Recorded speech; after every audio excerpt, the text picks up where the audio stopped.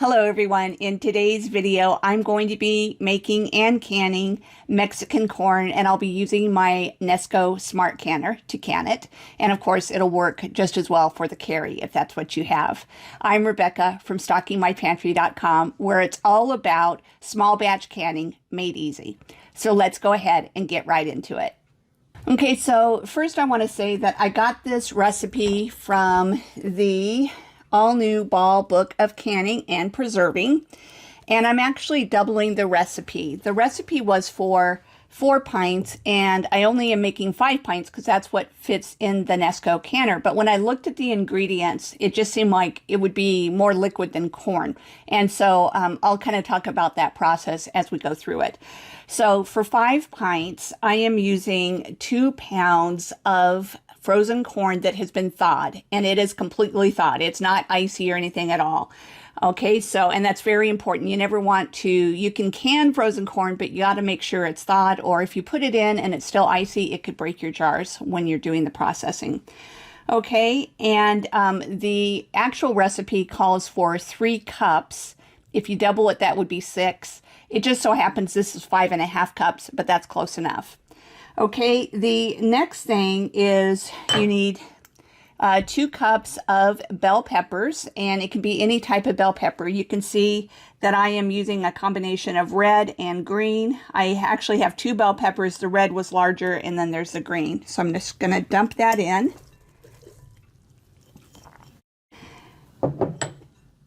2 cups of diced onions. It called for white onions. I'm using a yellow onion because that's what I had, and this is 1 large yellow onion. And you can maybe tell it's a little bit more than the 2 cups. It's up all the way full, and that's fine. When you are water bath canning, you have to be real precise and exact with the ingredients. Because of the acid level and stuff like that. This is a pressure canning recipe, and so it's okay to use a little less corn, a little more peppers, all of that is totally fine. Okay, the next thing that it calls for in the original recipe is 2 teaspoons of oregano. And so for a double, that would be 4 teaspoons. Now, I actually noticed I don't have oregano, and I actually prefer some other things. So I am using smoked paprika. Now, what I really wanted to use was this tahini because I love it on corn. And before I bought it online, I looked at the ingredients, and it just said peppers, lime, and salt. And so I thought, well, that'll be perfect. But I don't know if I got a different variation or what, but it has some other anti-caking agents and things like that in it. So I decided to, instead of the oregano, instead of using tahini, I'm using smoked paprika. So I'm doing 4 teaspoons of smoked paprika. I'm just going to dump all that in. And the next thing is 4 teaspoons of cumin. So again, the half recipe was 2 teaspoons. I'm using 4 teaspoons. And finally, 4 teaspoons of salt. And I'm using kosher salt. So we're just going to do that. And then all we have to do is just stir it to combine it. Now this recipe, none of these ingredients are hot. But I have my jars heating, and oh, I forgot to mention, you also use vegetable broth or chicken broth. Either one is fine. I'm using vegetable broth, and I do have that heated up. So this is just the container, but I have a couple of mason jars with it heated up. I don't yet know how much I'm going to need. The recipe says you could need just a few tablespoons per pint, but I have basically 2 pints that I've heated up just in case. Okay, so we'll go ahead and we will mix this all the way up. Make sure everything, the spices and everything are distributed evenly, so we don't end up with one jar that has more spices or has just corn and not really any peppers or anything like that. Okay, so there you can see what it looks like. The smoked paprika is giving it, I think it's a nice color, more so than the oregano would be. But if you prefer oregano, by all means use that, since that is what's actually called for in the recipe. Okay, now let's go ahead and get into jarring this up, and then we'll get it into the canner. Okay, so now I'm ready to start filling the jars. So I'm using a canning funnel, because that just makes it a little easier. You can use any kind of scoop you want. I'm just using a measuring cup. So my goal is 1-inch headspace. That's what the recipe calls for, but of course I'll be adding liquid to it as well. And I want to distribute the corn mixture evenly. So I'm putting a little less in each one, but if anything, I'm going to have extra. So I just want it to be more or less even from one jar to the next. And if you hear a noise in the background, I don't know if you can, but I am heating up some water in the microwave because I want to use hot water in the canner. Oh yeah, I'm going to have plenty, it looks like. So the nice thing is if I end up, whew, I'm making a mess. If I end up with a little bit of extra, that's fine. I will just serve it with our lunch today. And I got one more.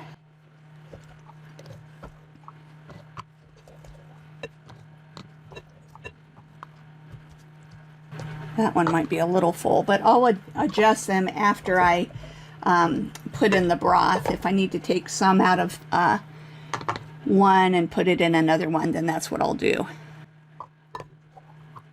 Okay, so you can see that I've got 5 pretty full jars, and I'm going to go ahead and put in the broth now, and then I'll adapt for headspace as needed.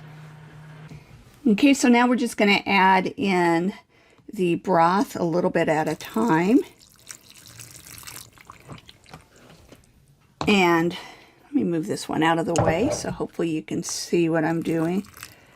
Okay, now I'm going to debubble it. I basically have broth up to the bottom rim.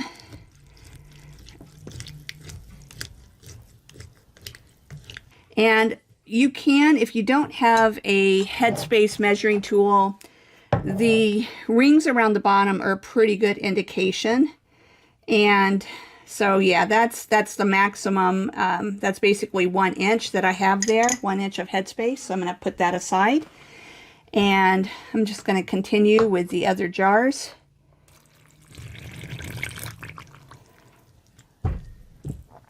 This one looks like it might be a little bit low, so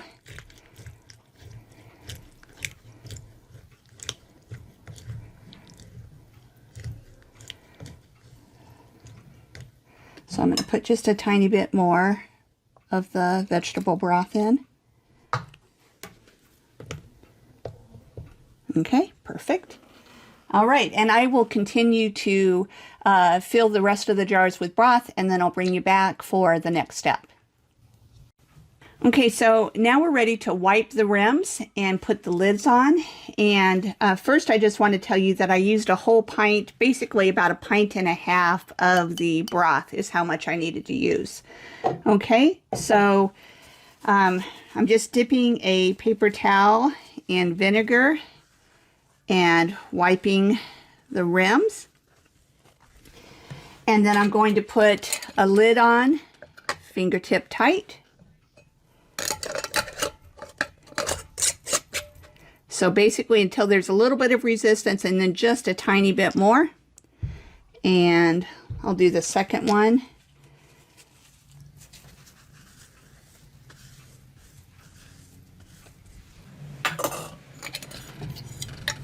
Put the lid on, fingertip tight. All right, and I'll go ahead and finish the rest of them off camera, and then we'll take you to the next step.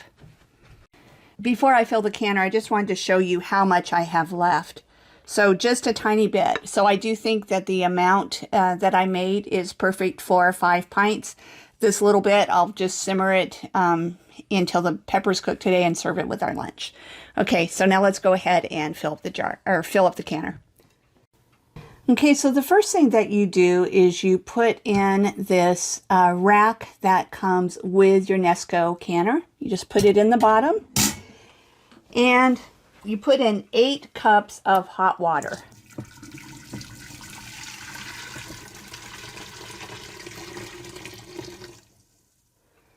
Okay, now some of you may have seen some people on YouTube say to use 4 cups. A long time ago when the canner was newer, the instructions were for 4 cups of water for pressure canning.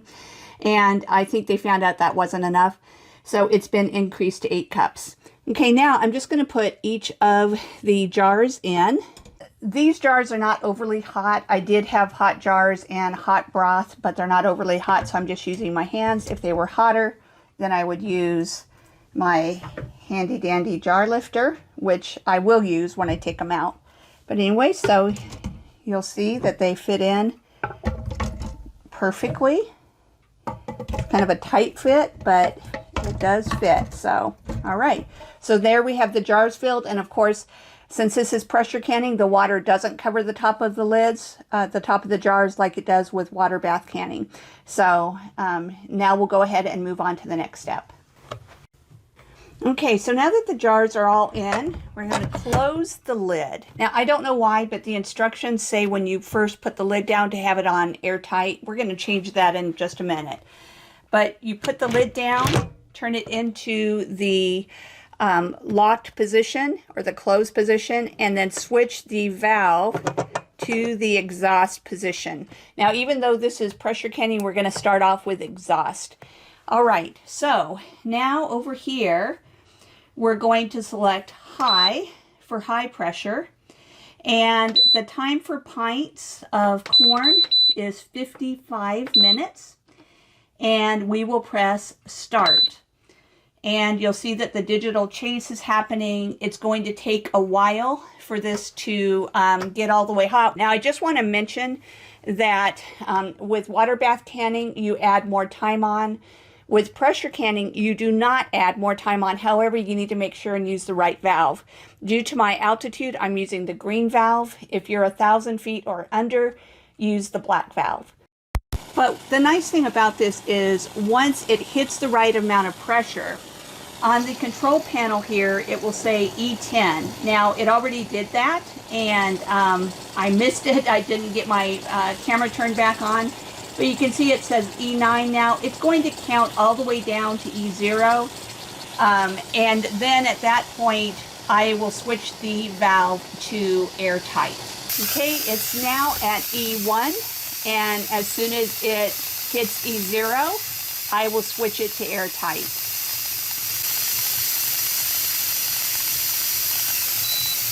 Okay, I don't know if you can hear the beeping, but it beeped, went to 0, and now I'm switching the pressure valve to airtight. And I don't know if you could hear, but it was making a lot of racket, and that stopped when I switched it to airtight. Now, one thing to be aware of is that throughout the process, steam will escape sometimes. Some people worry about that, but what that is doing is that is just regulating the pressure. So if the pressure is getting too high, the canner will automatically let some steam escape. It might be a lot of steam even, and that's totally fine, so it's nothing to worry about. Okay, so you can see that now the right amount of pressure has been achieved, and it's hit 55 minutes, and it's going to start counting down from there. So I'll bring you back later on when I'm ready to take the jars out. So as you can see, we have about 1 minute left for the processing to happen, and you'll see what happens when it goes down to 0. And but in the meantime, while we're waiting for that, I just wanted to mention that I forgot to put vinegar in. You know, I had the little bowl of vinegar where I had wiped the rims and all of that. And so right after I started the canner, I realized it. And so when the camera wasn't on, since I had just started it, I immediately opened the lid and dumped in the bowl of vinegar. Now, that's not a big deal if you forget that. It's just that your jars can get hot water deposits on them, and the vinegar helps with that. Okay, so I just heard some beeping, and so you can see that it now says off. And what you're supposed to do at this point is unplug the canner. So I just unplugged it. And now what you do is you wait. Don't do anything to try to open the lid at this point according to the instructions, you need to wait at least an hour. So it's important to let the pressure to come down naturally. And in my experience, it takes between an hour, that's the earliest you should try to open the lid, and 90 minutes. Okay, so I'll bring you back when it's time to open it up, and we'll take the jars out at that time. Okay, it's been between an hour and 20 and an hour and 30 minutes since the pressure, or excuse me, since it stopped. And the pressure has definitely come down. So now I can turn it to open it. And I can go ahead and take out the jars. It looks like some of them have already sealed. I always have a hard time getting the first one out. And I've heard people suggest to like put a canning ring underneath the first one. And I always forget to do that. Or under one of them. And then that elevates it above the others. So it's easier to get out. And so anyway, I just took a pot holder. And I don't know if you can see that, but it's looking good. It looks like nothing, there's no siphoning or anything. And the color on these is probably darker. It's kind of got that reddish tint to it. And the reason is because I use the smoked paprika. So if you use the oregano instead, then it won't do that. It won't have that look to it. So I just want to mention that in case yours ends up looking a little different than mine. Okay. And it looks like there was no siphoning. So it looks like this was a success, and I'm really looking forward to trying it.